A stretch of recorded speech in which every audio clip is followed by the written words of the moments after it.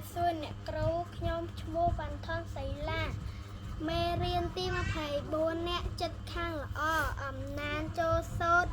ចូលអានអត្ថបទខាងក្រោមរួចឆ្លើយនឹងសំណួរអ្នកចិត្តខាងគឺជាអ្នកដែលរស់នៅ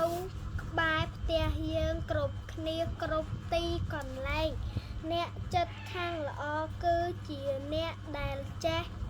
គោរពស្រឡាញ់រាប់អានគ្នាហើយចេះគួរសមដោយមិនរើសអើងចំពោះគ្នាពេលមានទុក្ខធុរៈដូចជាមានពិធីរៀបការពិធីបុណ្យទានពេលមានអាសន្ននិងមានកិច្ចការរវល់ផ្សេងអ្នកចិត្តខាងតែងតែជួយ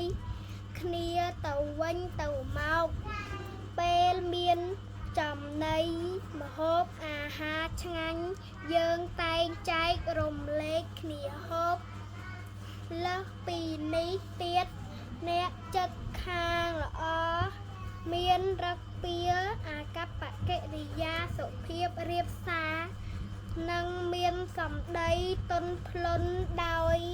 មិនត្រគួសបោះបោកដាក់គ្នាដោយនាំឲ្យកើតចំនួនម្យ៉ាងទៀតអ្នកចិត្តខាងល្អ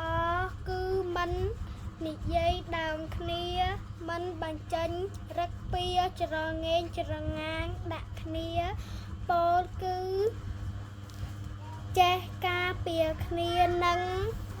គោរពសិទ្ធិគ្នាដូច្នេះយើងនឹងរួមរស់ជាមួយគ្នាក្នុងសហគមន៍មួយប្រកបដោយសុខសន្តិភាពជម្រាបលា